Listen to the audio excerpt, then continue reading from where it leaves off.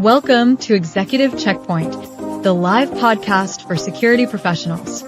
Each week, we explore industry trends, challenges, and insights with leading experts. This is your insider access to the minds driving change in our industry.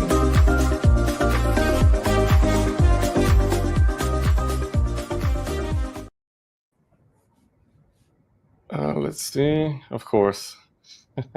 Welcome to Executive Checkpoint, where security professionals gather insight to navigate the ever-evolving world of physical and cybersecurity. I'm your host, Tino Urbina, and today our guest has carved one of the most unique paths in tech and leadership.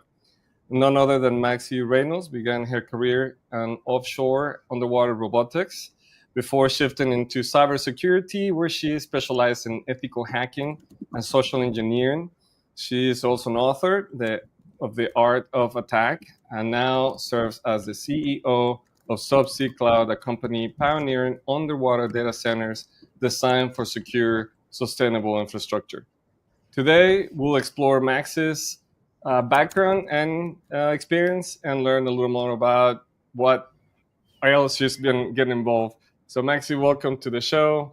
Thank you for being here today. Thank you. Thank you for having me.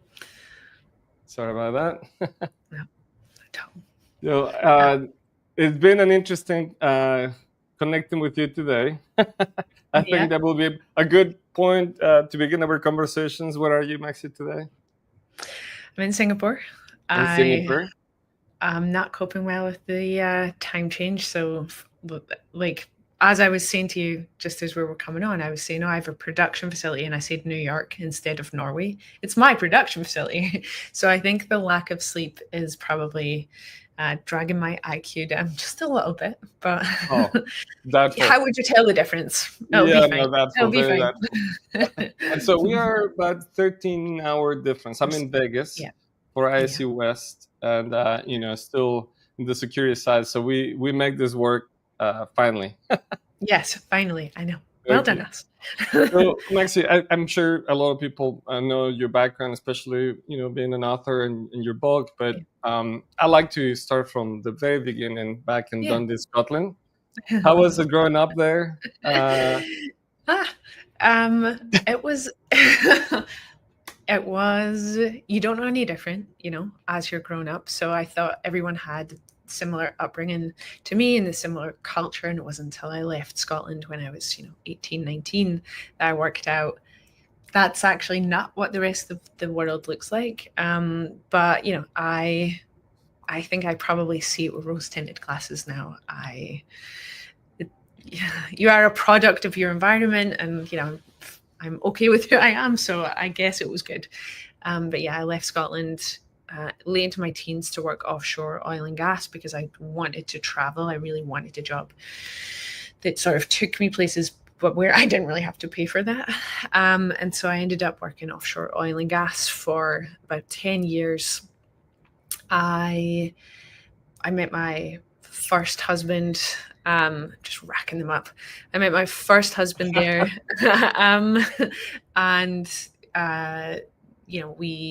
We traveled around the world together, both working offshore. He owned an oil and gas company. And then I moved into cybersecurity from the offshore environment because when you work offshore, you have basically a month on and a month off. And on your month on the oil rig or the vessel, you actually have a lot of downtime, quite a lot of the time. And so I'd managed to rack up some long distance degrees.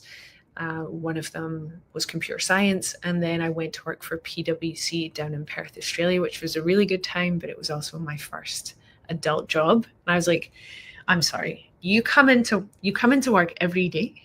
Right. And then you only have 2 days to decompress, but you're thinking about work on.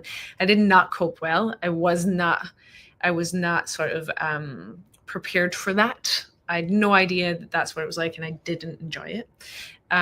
Just the scheduling of it, I enjoyed the work. And then I moved back to the States. I went into social engineering and red teaming, which I'd had a little sort of taste of down in Australia. And so that's obviously a very niche subset of cybersecurity where you physically as well as logically hack into different environments. And then I'd gotten a contract for a data center provider. And it was like a big deal at the time that they were even allowing that pen test at all. We had to be like guarded, I suppose, accompanied by people from their own environment. And we'd gotten in, and it was a huge deal that we'd managed to get in. We got in through the sewers actually, and then wow. Yeah, it was not. I didn't enjoy it, but we got in through the sewers, and I was thinking, God, if you want to keep them this safe, you should put them underwater. And then I was like, is that a good idea? So I actually phoned like my old boss from offshore and was like, do you think this is a good idea? And he's like, not the way you've designed it, but yes, like it's a good idea. And then he has helped me ever since, and we work together now. So it kind of brings us up to present day. That's all. That's all, folks. And I'll leave now. You know? Yeah. Well, that's a very unique career path, right? It's almost like you were looking for the right opportunity. Is it true that you at one point worked for movies? Yeah, I done some stunt work for some independent movies, and almost like production stunt work where it's for live audiences. And that was also really enjoyable. I was sort of weaving that throughout working offshore when I'd moved to Los Angeles. So yeah, I enjoyed that. I got to, it was fun. It's a very physical environment, right? It's just preparation for being a CEO, right? Yes, mentally it is. It's actually a really hard job. I'm just for the fun of it, I'm taking a stunt course next month, stunt driving course. I expect I actually think I'll probably be safer at stunt driving than just normal road driving. Right. But yeah, so I'm doing that just for the fun of it. I do enjoy just doing like what I find to be interesting things. I've got maybe a strange point of view on it, but for me it's enjoyable and it keeps me sort of moving forward. I'm never at rest, so to speak. So one of the things that I think about that I know a lot of people don't like to think about is, I've probably got, maximum 50 good years left on Earth. And when I say good years, like, I'm independent. And if I only do 2 interesting things a year, that's only 100. That's only 100 interesting things for the rest of my life. It just doesn't seem a lot. So I'm trying to rack them up. 2 is my minimum. Yeah. I saw this. I think it's a tech talk where they break down all the weeks that you have for the rest of your life. Yeah. Minus sleeping, minus eating, minus, and that's so it's brutal to look at. Yeah. And I have that. And so I'm in the mindset, just like you. I'm here coming up Kilimanjaro. I'm doing the Kilimanjaro, taking that. Amazing. And I scuba dive as it is. But by the way, do you scuba dive? I do, but I don't enjoy it. I don't like to hear myself breathe, and I'm terrified of open water. So it's not my favorite thing to do. You were better with the. I like to be on the ROV side. Yeah, you drop something into the water, you look around. Yeah. No, I have the poster. So I can't remember where I got it from anymore, but I heard it on Peter Attia's The Drive, which is basically a health longevity podcast that I listen to fairly frequently, and he was talking about this like poster, and it marks the weeks of your life from your birth year to like I think 100 or something. And I've got mine, and I'm like to see it. It's one thing to think, I'm more than a third of the way through my life, but to see it, I was like, I'm like more. There's more to do. So I'm in the same mindset. But I love to see videos once you get through the course. Yeah, if I get through the course, I will send the videos. Sure. Well, let me ask you. I mean, this is interesting. But as a CEO, as a leader, it seems to me that you have this mindset that is innovation, and not so much taking risk, but calculated risk, right? To me, and everybody I spoke to so far that I Yeah. mentioned, yes, we're having a conversation about underwater data centers. There comes a lot of questions, right? Technical questions and whatnot. So, would you break down a little bit just the basics of the technology for in layman's terms? Yeah, so I guess I'd start by saying whenever I talk to people also about subsea data centers or even just the subsea environment, I'm met with the same, often like trepidation or awe. They're like, what is going on? Because it is hard to understand and it's niche.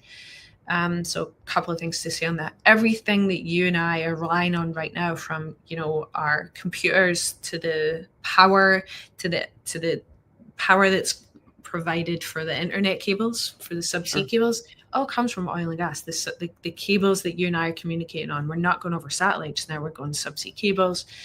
Our computers are built from oil and gas products. Everything from our shoes to the sea I'm sitting on to this rug, which is definitely like, I'm sure, polyester. So like it's around us all of the time. Our lives couldn't function without the oil and gas environment and everything that is subsea. So it's not actually that hard to put things underwater. It's just that there aren't that many people that know how to do it, and we honestly don't need that many people to know how to do it. So there's that. And then on my technology side, it's actually very simple. So we take what looks like a 20-foot shipping container. We build them in-house and we rack and stack, it's called, just like industry jargon. So we put racks in there, servers in, and then we fill the unit with a fluid. And essentially when the servers work, all servers, is similar to your computer. When you're working your computer and it produces heat onto your lap, you're like, oh, that's hot. It's the exact same for servers, of course. And we have, some data centers have hundreds of thousands of them in there.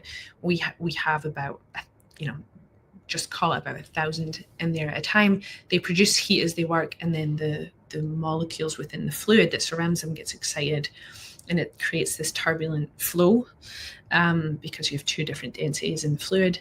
And then the seawater dissipates the heat because the excited molecules, that excited fluid, goes to the top or the sides of the container, and then the seawater dissipates the heat.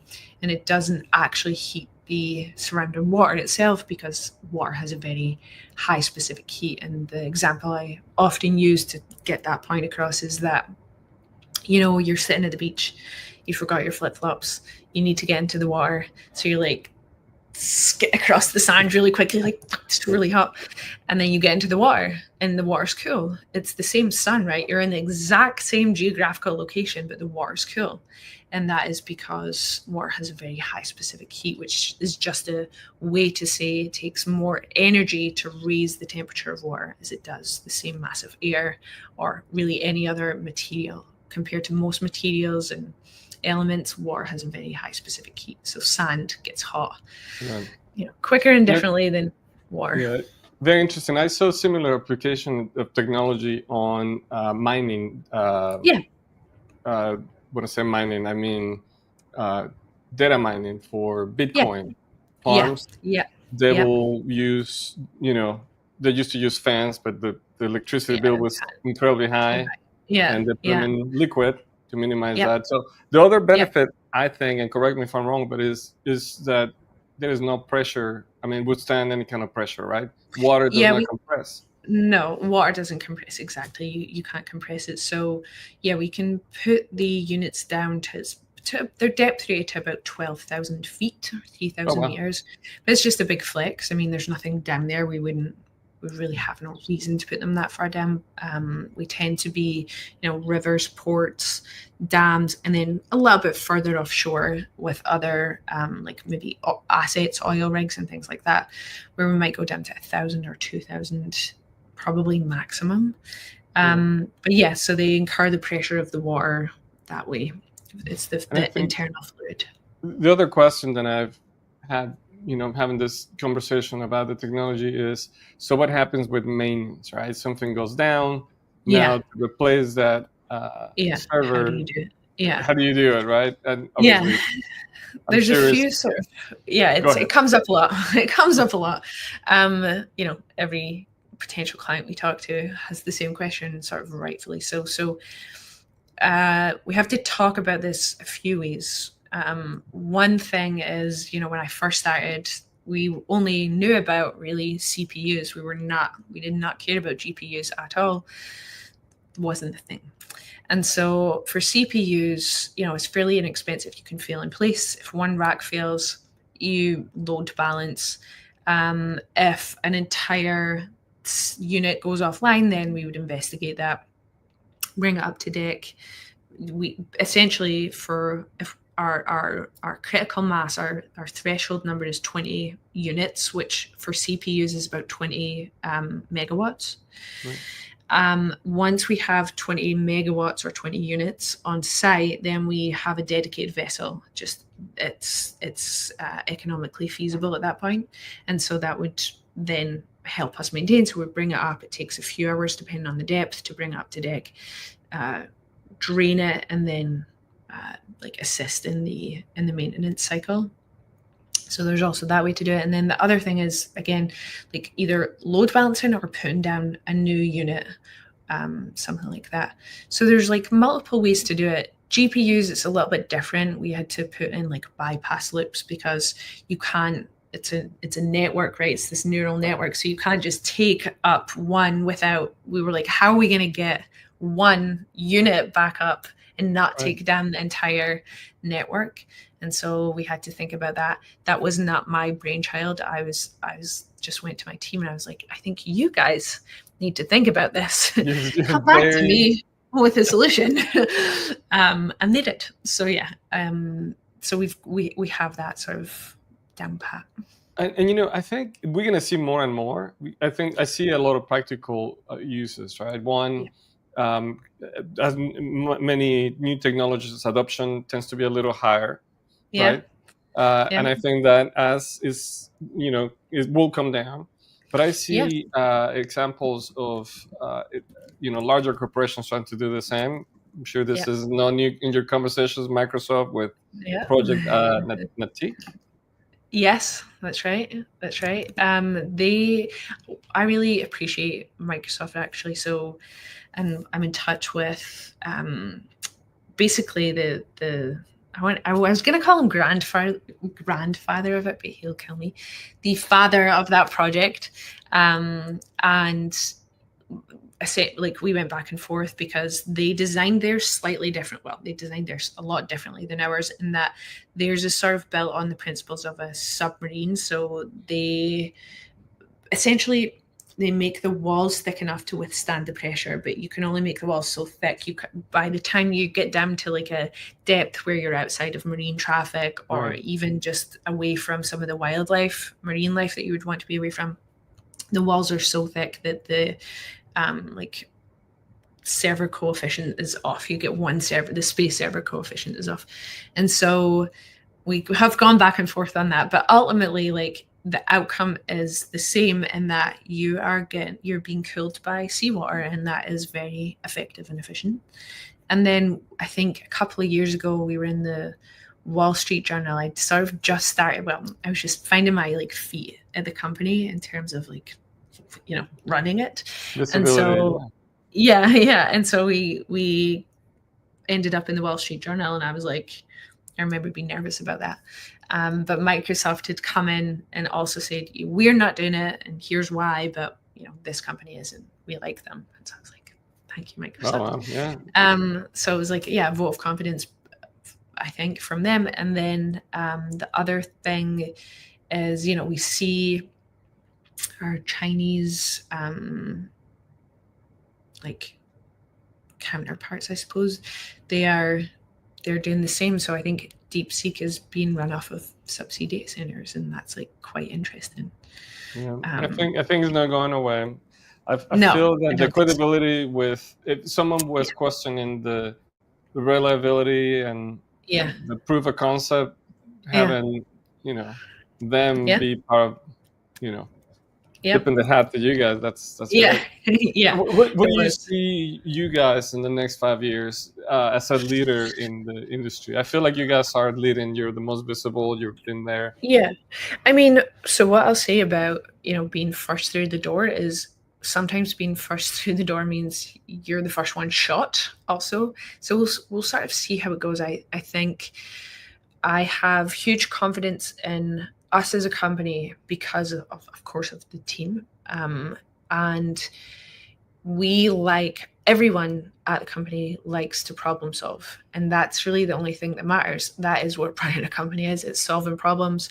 I say this all the time. I'm sure people are sick of it, but essentially my job, and then so my team's job, is to solve problems. And sometimes the problems that we've created, and sometimes the problems that we see in the market, or with, the adjacent industries, like the power constraints that we're running into in terms of data centers. We know that that's a problem, and here's how we're solving it. So I have high hopes there. I think you are right. We've faced like the innovator's dilemma, which is a really, I guess, what would be the word? What's that term where people, like a cult? It's like a cult. It's got a cult-like following. The Innovator's Dilemma. It's a really, really good book. But basically, we faced a little bit of that where it's been hard for some companies to adopt our product for reasons that are actually really nothing to do with us.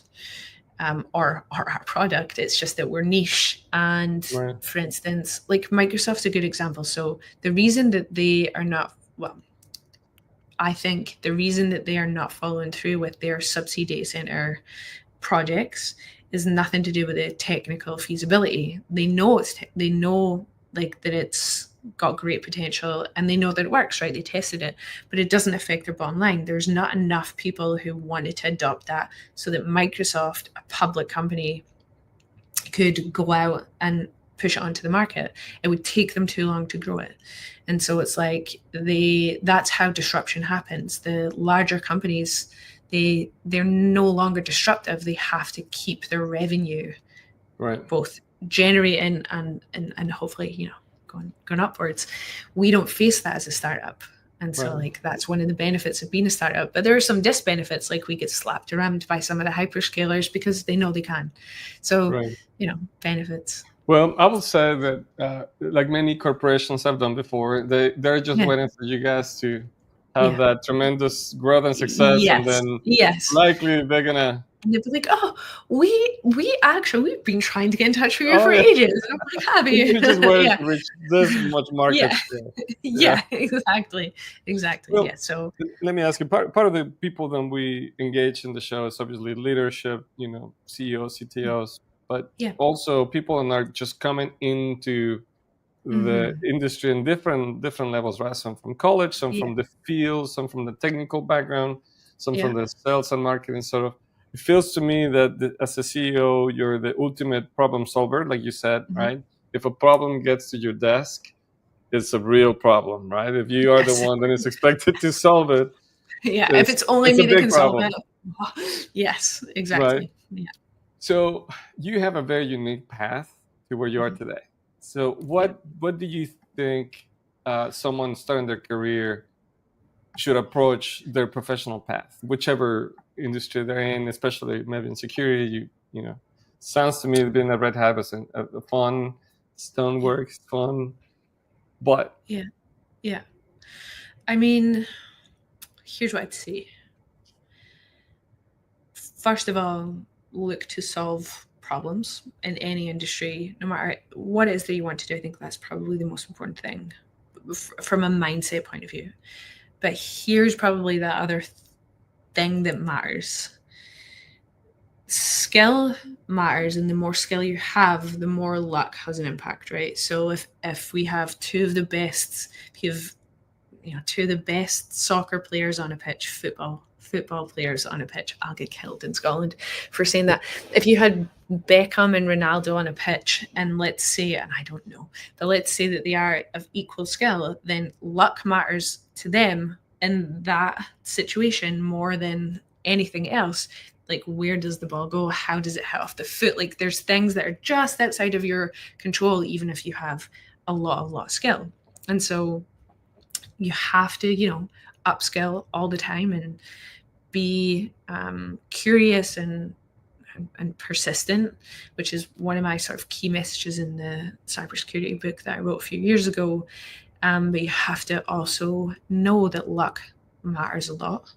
And I don't mean like divine luck. I just mean it's randomly, essentially, at the end of the day. So what that says to me when I put those two things together is to look out for opportunities. And I'm always on the lookout for opportunities. And if one comes knocking, you have to be able to identify them, which is probably its own skill. And I don't think I'm actually qualified in terms of how to notice them, but I think when or how to notice opportunity. But when it does come knocking, when it is clear to you, like, go for it. I like to think of things in terms of, okay, if I do this and it doesn't work out, can I just come back to where I am now? And there's only a few things in which that's not the case for. Kids. You can't put them back. So like, outside of like those really hard decisions, if you're going to have kids, get married, like all those things matter. But when it's just you in a decision, career-wise, try it. Because you just come right back to where you are, most likely. And you were there already. You know what that's like. So that's kind of how I started the company. I was thinking, okay, I'm going to like leave this job and this salary and, this community of hackers and other misfits. And I'm going to start this in an industry that I really know nothing about. Okay, if it fails and if I fail, it's going to suck. But I'll just come right back here. And so I kind of mentally guard like that. And I have some skill because I know subsea engineering, but there's a lot of luck, good and bad, that's gone into getting the company to where it is now. Right. So yeah. Well, I find it very inspiring when in your book you're talking about consistency and persistence, right? Yeah. And that's on everything. So another thing that you mentioned, and we were talking about this earlier, is how much of an avid reader you are. Yeah. And I think that's kind of where luck is an element, but it's not the larger percentage of the success of someone. Yes. Yeah. In preparation and investing in yourself. I see that, as like, tell people, look, do the hard things early on in your career. Yeah. Then later you come with that much more experience. Yeah. I see you with that same. Yeah. Thank you. So there's a little bit of like, I guess you could call it luck or randomly, but it's genetic expression, right? So there's some people where they don't enjoy reading. It's really hard for them for whatever reason. That's okay. Like I try to read, not being good on it this year so far, but I try to read one book per week, 50 pages a day. I can do 25 minutes in the morning, 25 minutes at night, and I get through a book a week. And I kind of enjoy that. It takes a little bit of, self-restraint not to turn on the TV at night and to pick up the book. But then once you've gotten into it, and it's not, I happen to read a lot of nonfiction, but I really do enjoy fiction. I think it's really good for the imagination, and imagination is what solves problems, right? So it doesn't matter what kind of book you're reading. I'm not very snobbish or uppity on like, oh, you read novels instead of nonfiction. Just read. But if you're one of those people who actually doesn't enjoy it, and it could be genetic expression, it could just be culture, it could be the household that you grew up in, it could be whatever.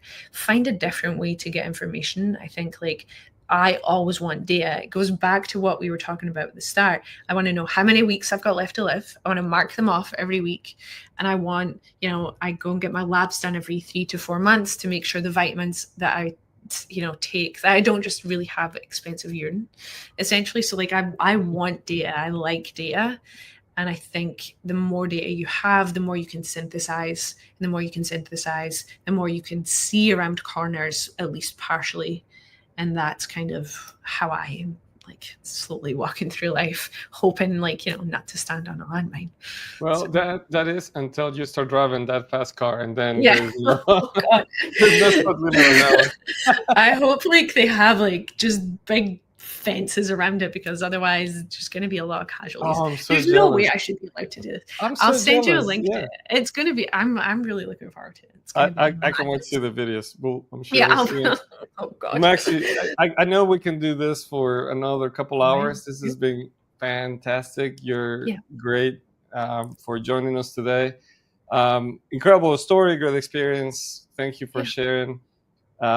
I would love to invite you back. I think in the coming months, we would love to have few people with different opinions about technology or security in general, or, in this case, leadership. Yeah.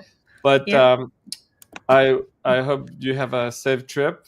Thank you. We'll see you soon. And for the folks at home, stay safe, stay informed, and we'll see you in the next checkpoint.